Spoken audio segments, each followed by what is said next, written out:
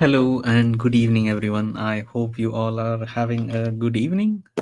Welcome to the session of the Cyber Podcast, episode 4 from SwitchtoCyber. Today, we are going to discuss about generative AI and cybersecurity. What is it, and how is it going to impact us, all of us who are.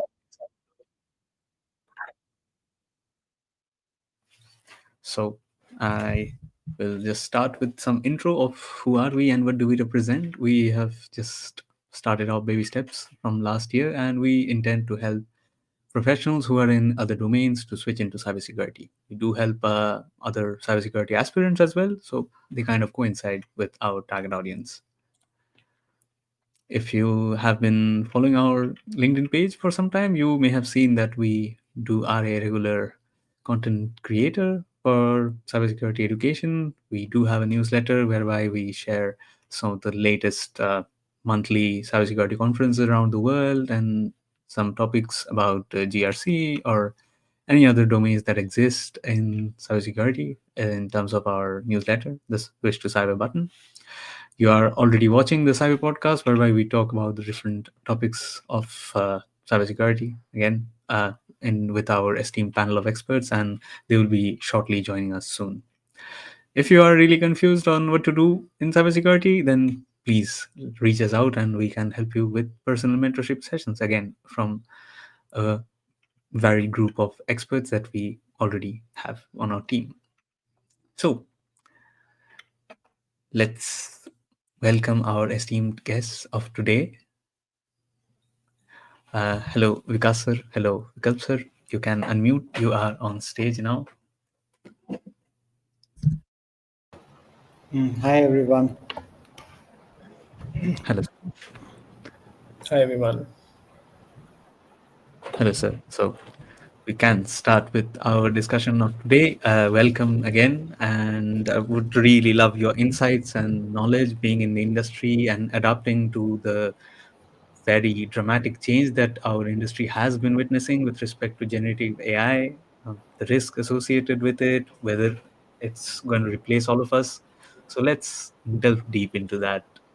So one of the most common questions that we feel is that how to use secure Gen AI for all our employees. So would love for you to start, and maybe I'll just add in the middle. Thank you, sir. Okay, thanks, Shruti. I think it's a wonderful topic to speak on, and thanks for organizing this.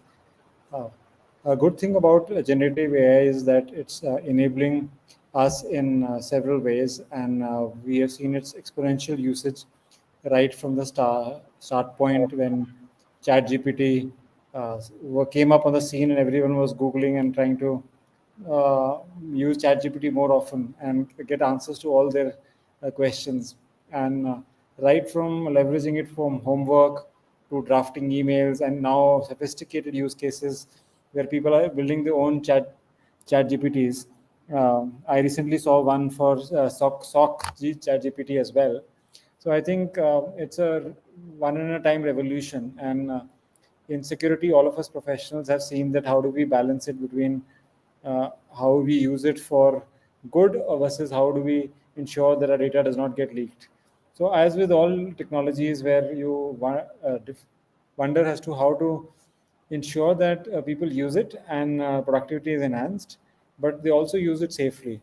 So I think it's a good mix of challenge uh, between usability and security. And I think the first step toward this is awareness. I think we can talk about the controls later. First, I think is very necessary for all the employees to be aware of what's there. Let's say, why do you need to use it securely? I think while we may use generative AI, we also have to realize that whatever information we go gets stored in the large language models, and it can be reused. So we also see examples where people have leveraged or at least uh, fed proprietary information of their companies or their own personal data, and this has led to it being leaked in subsequent sessions where other people have used those models. I think it's striking example was with Samsung, where some of their code was leaked, And similarly, so therefore, I think one is awareness that yes, while this tool is productive, it also can lead to certain leakages of data, and it can also cause harm as well. So therefore, you need to first educate all the users by saying, okay, fine, this is a great tool, use it nicely, but have certain precautions. Don't feed it data which is personal to you. Don't feed data which is proprietary of your company, so that you don't violate any proprietary laws or any IP restrictions. And it starts from there. Then even maybe educating them on how to use. Some companies have also resorted to building their own generative AI applications and search engines, so that you can leverage them as well.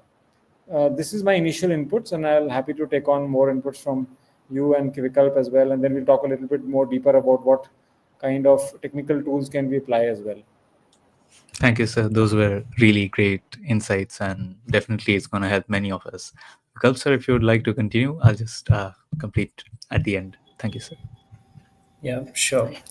Thank you so much, Shruti, for the introduction. And yeah, I mean, on the usage of GenAI, I think Vikas sir has rightly pointed out, because we have seen in the industry that people are like, lot of people are using like GenAI tools for a lot of company activities, like let's say making reports, or drafting emails, or analyze the data, because a lot of data is created.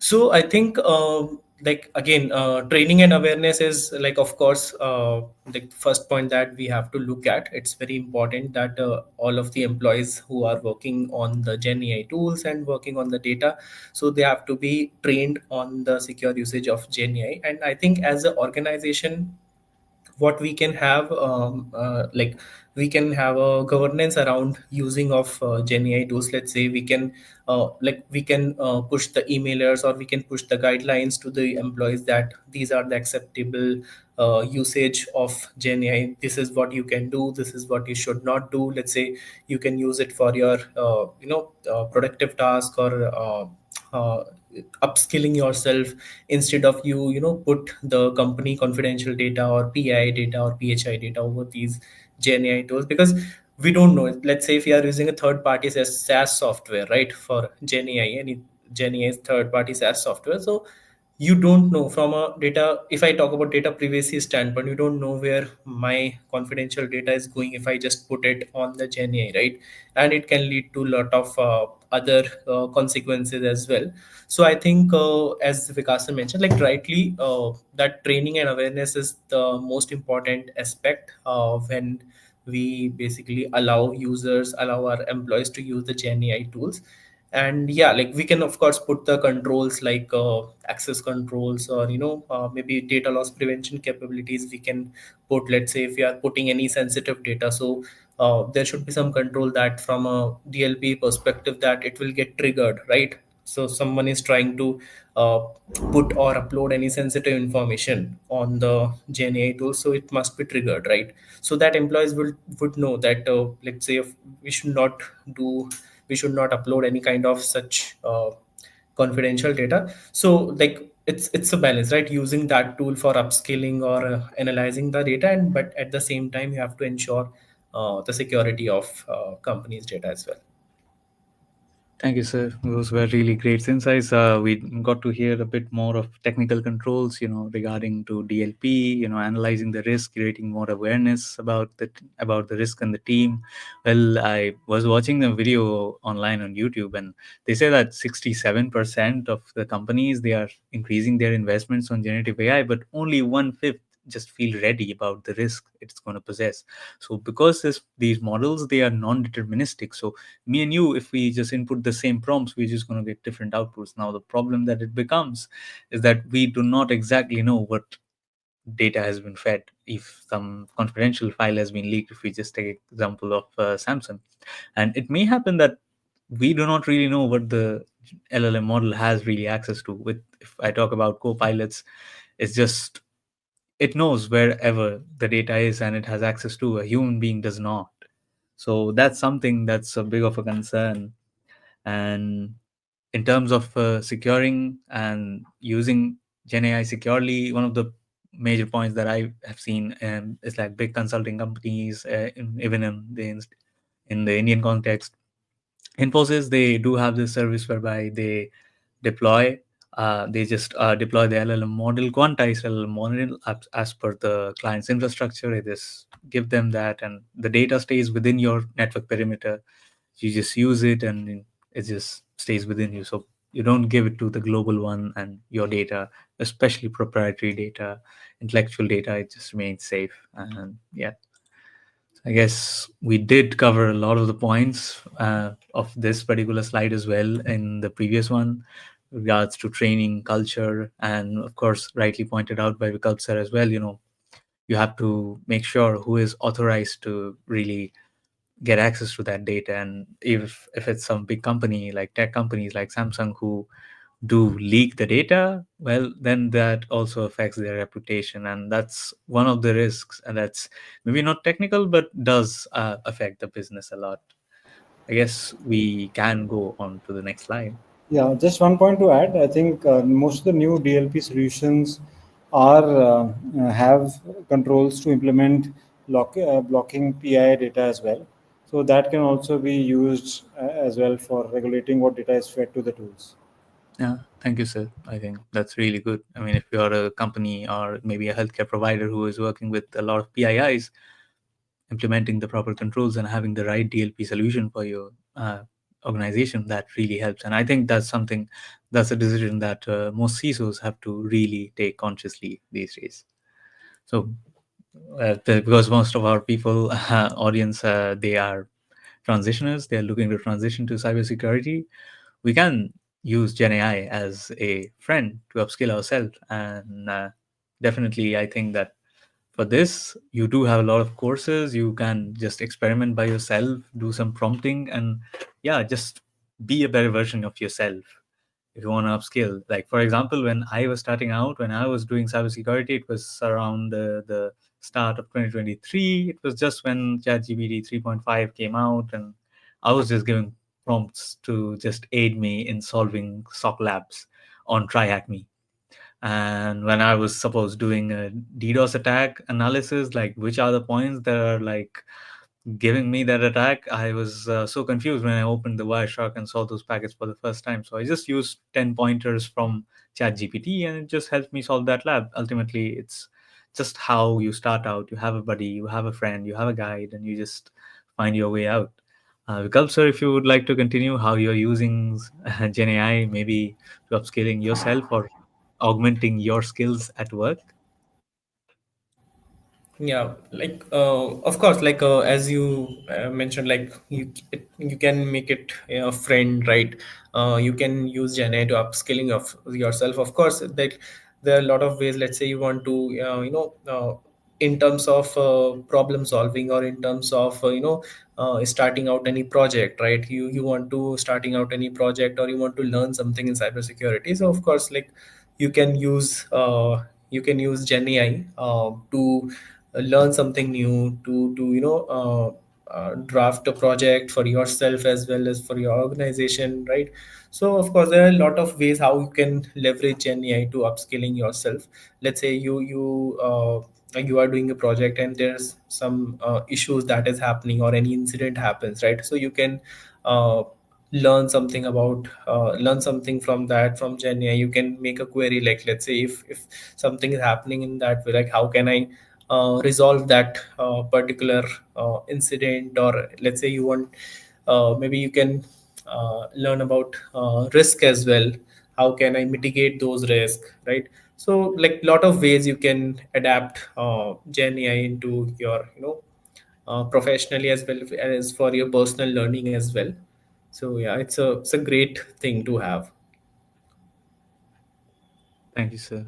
I think I do agree with all of those points. And if you are suppose maybe doing a risk assessment, or maybe just doing dealing with a lot of frameworks, I think you can just upload that framework document and use the chat with PDF kind of thing to just help you better assess the risk with respect to the particular rules and regulations of a country or maybe your client.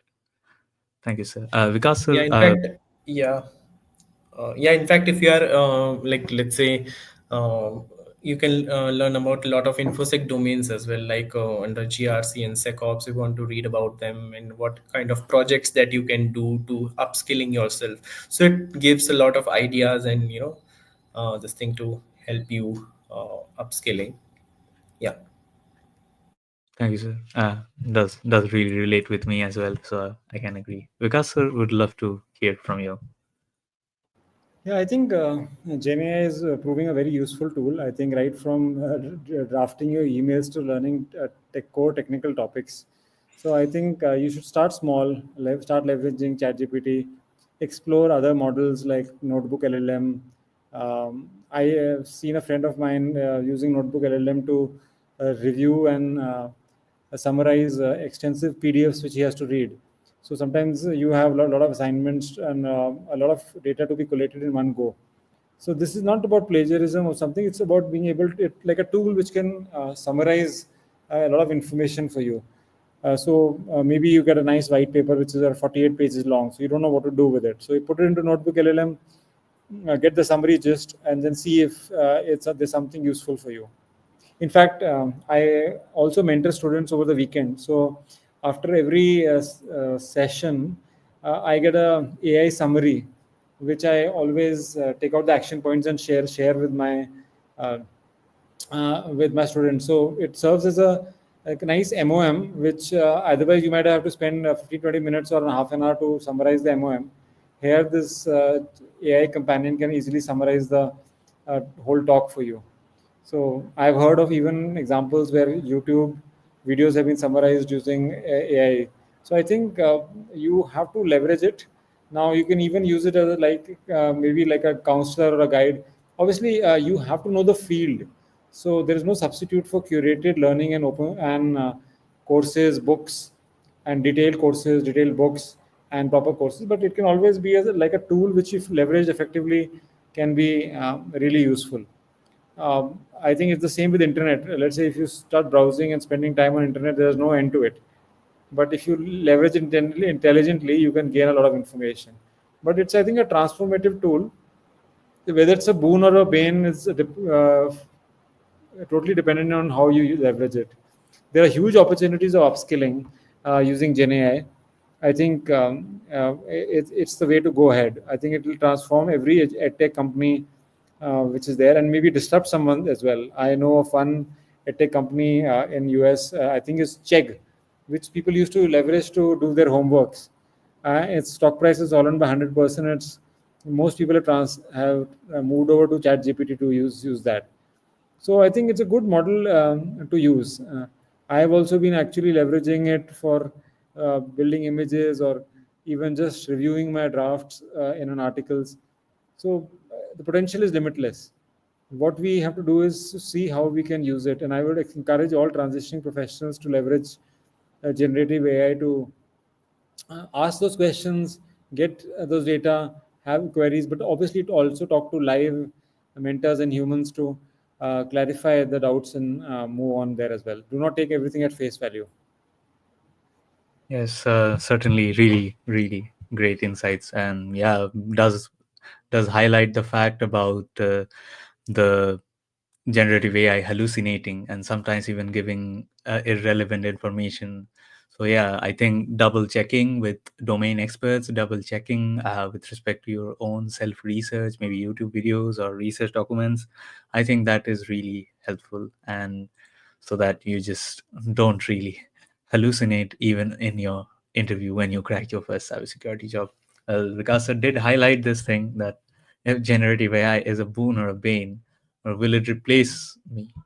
Well, I guess if someone has to use Gen AI to suit their needs, they'll have to be very specific on their prompts, and that just makes it very hard for the clients to specify what their needs are specifically. And hence, I think that we are pretty safe because when you have someone human, it's just a bit more of work. It just makes your life a bit more easier with their insights. But if you just rely on Gen AI, it's going to make your life really hard. You can't get what you want. It's non-deterministic, just gives different output at different parts of the time. or maybe for different use cases. So I guess it's not really a bane. It's not going to replace me. I would love to hear about your opinions as well. Thank you, sir. Vikalp, sir, would you like to share some of your Sure, sure. insights? Yeah, apologies. I think my network connection was not that good. Yeah, I think Gen AI a boon or a bane. I think it's not about thinking in that perspective whether it's a boon or bane. It totally depends how you are using it, right? So let's say if you are maybe using it for like as we just discussed, like if you are using it for upskilling yourself, right? To learn courses, to upskilling yourself, to do real-time projects, right? And to help your organization to find solution to the problems, complex problems which are there, analytical thinking, right? A lot of things that you can leverage AI for. So in that case, it's a good friend of you, right? But let's say if someone maybe with a malicious intent, right? Maybe you can like it gives output which can be misleading, right? Or false information it can give, right? Let's say someone with the wrong intent wants to share any false information, right? With someone, so it can like truly help to basically collate that data, collate that information for you, right? So again, it depends like how you are using. But I think in uh, it's a great tool. It's about the adaptability, right? So how you adapt this tool, of course, for uh, leveraging your skills, leveraging help your organization to mitigate risk or solve the complex problems. So again, it depends. It's not about question like it's a boon or bane. I mean, and to your question, will it replace me? Like I generally don't think, because let's say for integrating the AI tools, right? For using AI tools, I mean, I think it's always a human intervention that will be needed, because sometime to get a very articulated output, right? You have to basically query the Gen AI systems very, very specific to that, to get that particular output, which basically aligns what you are expecting, or maybe if, to align to your organization goals as well. So I think in that case, I think human intervention would be required in that case. And so yeah, I don't think that we should maybe discussing on this like will it replace me or no. Instead we should leverage it for the betterment of the organization as well as personally. So yeah. Thank you, sir. I think these are really good thoughts. I think I can agree with that. And yeah, most of us will agree with that. It depends on the use cases, whether it's a boon or a bane. For example, for Chegg, it was a bane. For maybe if you use Gen AI as someone who is going to act as the IT help desk, and it just randomly starts to output biased outputs, or maybe even draft policies that don't exist, who is going to take the responsibility? Then that will be a bane for the organization. So CISOs do have to like keep a check, keep a balance on what's going to be the security outcome, what's going to be the productivity risk for me and my organization. I think Vikas sir can explain more on this. Thank you, sir. Yeah, I think it's a very difficult decision. Obviously, it will not replace you. As some people, I think the NVIDIA CEO mentioned that while AI may not replace you, all those who leverage AI skills and tools would invariably replace you.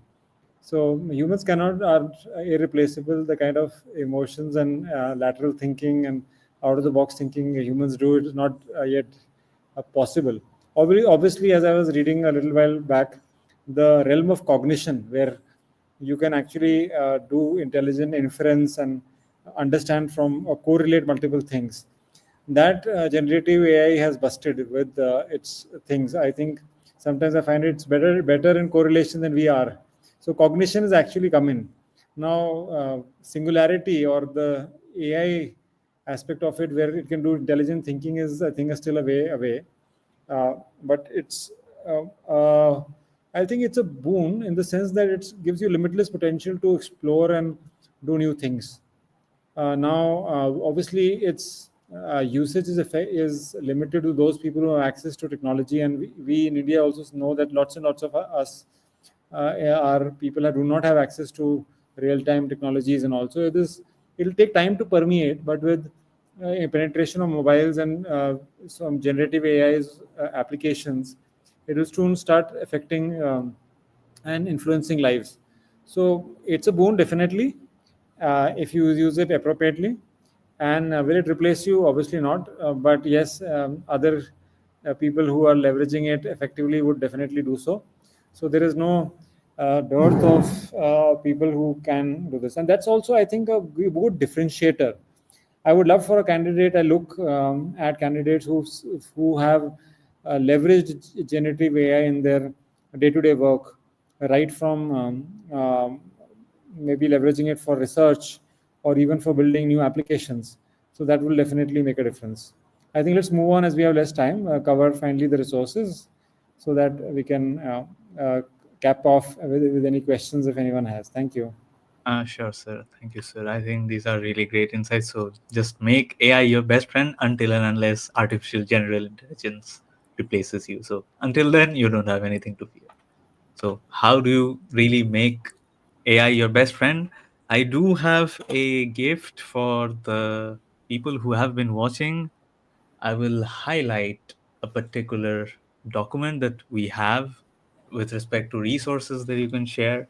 I'll just share it. It's one of the courses is that it's Mastering AI for Cybersecurity by Clint Bodungen. I have really attended some of the sessions by him. He just teaches you how to deploy quantized models. So instead of having so many billions of parameters deployed on your limited infrastructure of personal computer, what you do is that you just go ahead and deploy a quantized model with a limited number of parameters and take the best advantage of LLMs on your PC, and the data does not leave your PC, so it's just useful in that way. We do have a book of that in the second link, and even if you want to learn more about the risks of generative AI with respect to security, I do have a video for that as well. And if you want to learn the risks and how AI is going to affect our decisions or even the security, then you do have to learn. You can take a course on NPTEL by Swayam, India.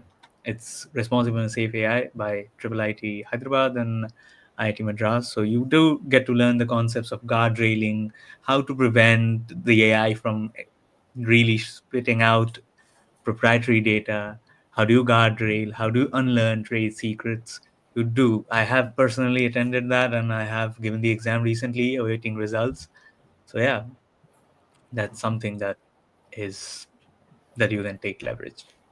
Well, we do not have any questions, so we can, I guess, move ahead with some final thoughts of conclusion.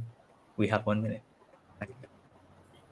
So I think what we missed was talking about how AI is delving into cybersecurity. So I think for security professionals, I would also encourage you to understand the fundamentals of generative AI by doing various courses on Coursera or or Google or ChatGPT with what new courses they have. There are a lot of various massive MOOC courses or massive open online courses are available. Please do that.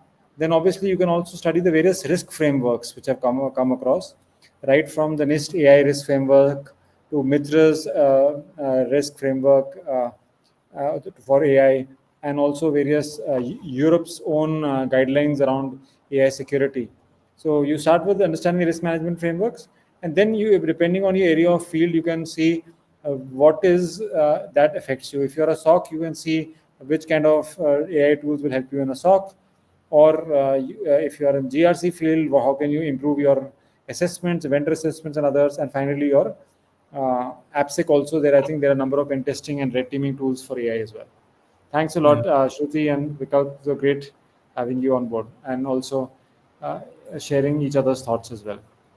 Thank you, sir. Well, yeah, they do help, and I feel that if you are a pen tester, if you're writing code, you have GitHub Copilot, you have even Pen Test GPT as well. It was launched just 1 or 2 years ago, in fact, And you can read about the OECD AI principles that recommend how to use AI, like for the augmentation. Europe does recommend that.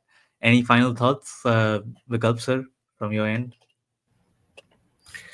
Yeah, I think as Vikasar and you mentioned, anyone who's starting out career, or he wants to transition, so they can of course leverage AI for learning the cybersecurity domains and do the real time projects, right? Like right from security operations to SOC or to cloud security, there are a lot of courses available, and of course AI will help you to let you know about the basics of each domain. You can ask any query, any layman query, all those things. You can leverage AI in that way. And of course, like in GRC and security operations also, like of course it basically help you to create the reports, the dashboards as well, which you can showcase to your senior management teams. Otherwise you will take a more time manually if you create those things. Like that's why AI, it's a great tool to help you into those all those things. So yeah, like final words would be like, use AI as a friend, use AI for upskilling yourself into cybersecurity. Like a lot of things are there which you can leverage AI for. So yeah, thank you so much everyone. Thank you so much. I guess we have the thing. We just have to make AI our best friend. Do use it for creative tasks that include you in the loop, and do not just repeat the things. So it just gives you more free time to analyze and be better. So definitely do not miss out on using cybersecurity upskilling journey with generative AI, and do not fall behind. Be that person who replaces the other person in the job. Just it's going to be you who's going to replace. Thank you for following, and I Thanks, hope everyone. I hope we meet the next time. Thank you, sir. Thank you, Vikas sir. Thank you, Vikalp sir. We hope to meet you soon again. Thank you. Thank you. Thank you everyone.